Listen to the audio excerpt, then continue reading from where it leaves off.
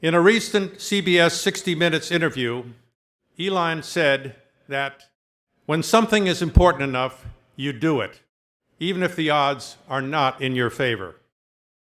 In his intimidable style, Elon followed this guiding principle when creating SpaceX. This past month, SpaceX successfully launched the Dragon space capsule on top of its Falcon rocket. And Dragon successfully docked at the International Space Station, simultaneously launching a new era of commercial space flight. As an inventor, entrepreneur, visionary, and relentless dreamer, Elon has proven over and over that his dedication to advancing science and engineering is boundless. Known for the success of his many companies, SpaceX, Tesla Motors, Solar City, and PayPal, Elon is a Renaissance man with a passion for learning and unleashing the human potential. Today we welcome Elon to Caltech as a friend, a fellow engineer, and a mentor to our students. Please join me in welcoming Mr. Elon Musk.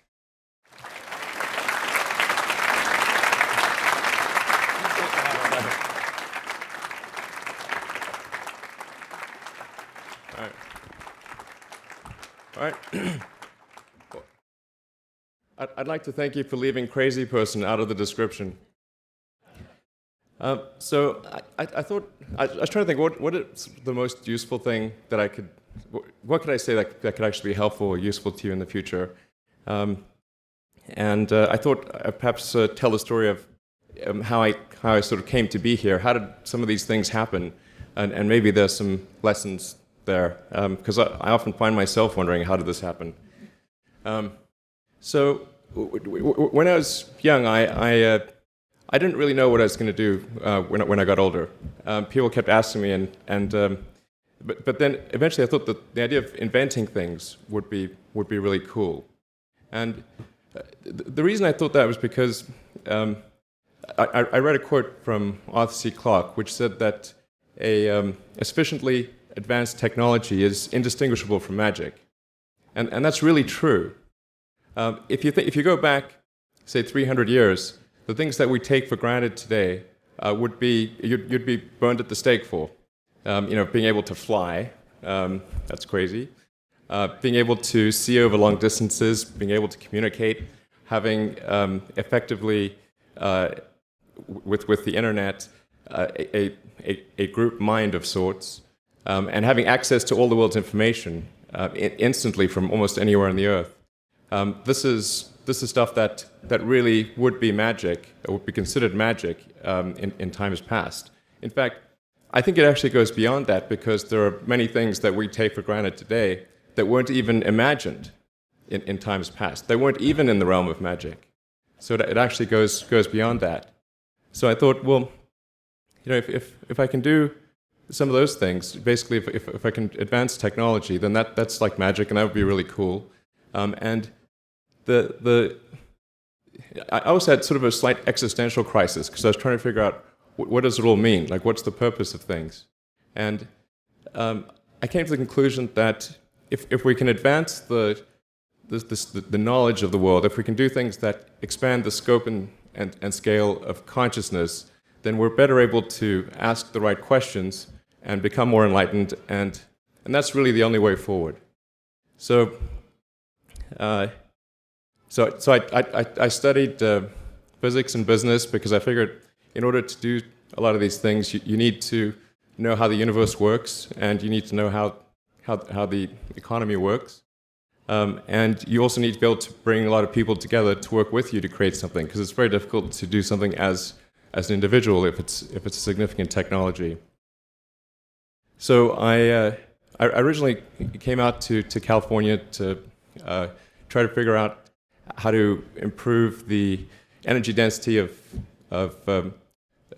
electric vehicles, basically to try to figure out if there was an advanced capacitor that could serve as an alternative to batteries. And that was in '95, and that's also when the internet started to happen. I thought, well, I can either pursue this technology where success may not be one of the possible outcomes, which is always tricky, or participate in the internet and be part of it. So I decided to drop out.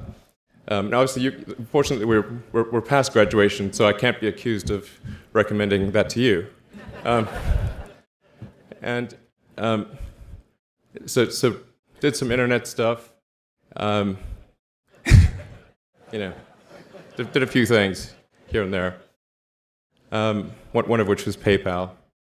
And I think maybe it's helpful to say one of the things that was important then in the creation of PayPal was kind of how it started, because initially, the initial thought was with PayPal was to create an agglomeration of financial services, so to have one place where all of your financial services needs would be seamlessly integrated and work smoothly.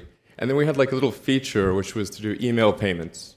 And whenever we'd show the system off to someone, we'd show the hard part, which was the agglomeration of financial services, which was quite difficult to put together. Nobody was interested. Then we'd show people email payments, which was actually quite easy, and everybody was interested. This is, I think it's important to take feedback from your environment. You want to be as closed loop as possible. So we focused on email payments and really try to make that work, and that's what really got things to take off. But if we hadn't responded to what people said, then we probably would not have been successful. So it's important to look for things like that and focus on them when you see them, and you correct your prior assumptions. And then going from PayPal, I thought, well, what are some of the other problems that are likely to most affect the future of humanity? It really wasn't from the perspective of what's the rank-ordered best way to make money, which is okay, but it was really what I think is going to most affect the future of humanity. So I think the biggest terrestrial problem we've got is sustainable energy, but the production and consumption of energy in a sustainable manner. If we don't solve that this century, we're in deep trouble. And then the other one being the extension of life beyond Earth to make life multiplanetary. That's the basis for the latter is the basis for SpaceX, and the former is the basis for Tesla and Solar City. And when I started SpaceX, initially I thought that, well, there's no way one could possibly start a rocket company. I wasn't that crazy. But then I thought, well, what is a way to increase NASA's budget? That was actually my initial goal. So I thought, well, if we can do a low-cost mission to Mars, something called Mars Oasis, which would land seeds with seeds and dehydrated nutrient gel, and you hydrate them upon landing, and then you'd have this great sort of money shot of green plants on a red background. And the public tends to respond to precedents and superlatives, and this would be the first life on Mars, the furthest that life's ever traveled, as far as we know. And I thought, well, that would get people really excited, and therefore increase NASA's budget. So obviously, the financial outcome from such a mission would probably be zero.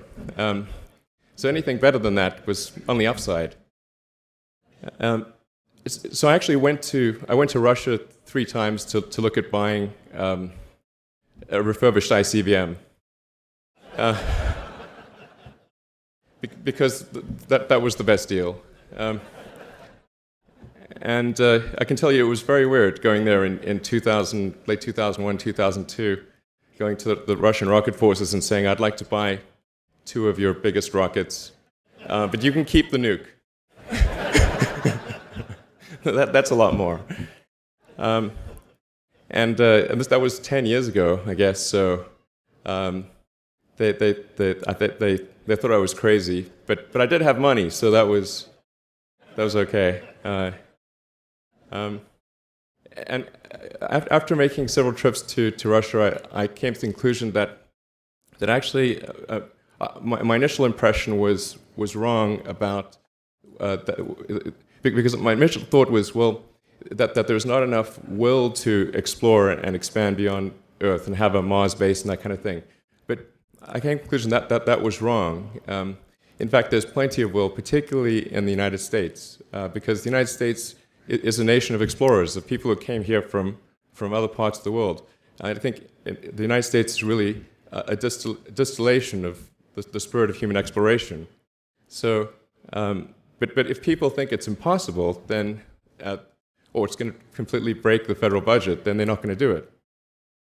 So after my third trip, I said, okay, well, what we really need to do here is try to solve the space transport problem, and started SpaceX.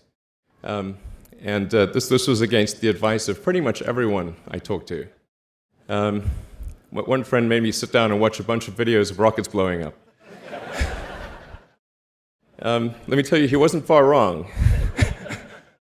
It was tough going there in the beginning because I'd never built anything physical. I mean, I'd built like little model rockets as a kid and that kind of thing, but I'd never had a company that built anything physical. So I had to kind of figure out how to do all these things and bring together the right team of people, and so we did all that and then failed 3 times. It was tough going. Because the thing about a rocket is that the passing grade is 100%. You don't get to actually test the rocket in the real environment that it's going to be in. So I think the best analogy for rocket engineering is like if you want to create a really complicated bit of software, you can't run the software as an integrated whole, and you can't run it on the computer it's intended to run on. But the first time you put it all together and run it on that computer, it must run with no bugs. That's basically the essence of it. So we missed the mark there. The first launch, I was picking up bits of rocket near the launch site. It was a bit sad. But we learned with each successive flight, and were able to, eventually with the 4th flight in 2008, reach orbit. And that was also with the last bit of money that we had. So thank goodness that happened. I think the saying is 4th time's the charm. So we got the Falcon 1 to orbit, and then began to scale that up to the Falcon 9, which is about an order of magnitude more thrust. It's around 1 million pounds of thrust. And we managed to get that to orbit, and then developed a Dragon spacecraft, which recently was able to dock and return to Earth from the space station. That was...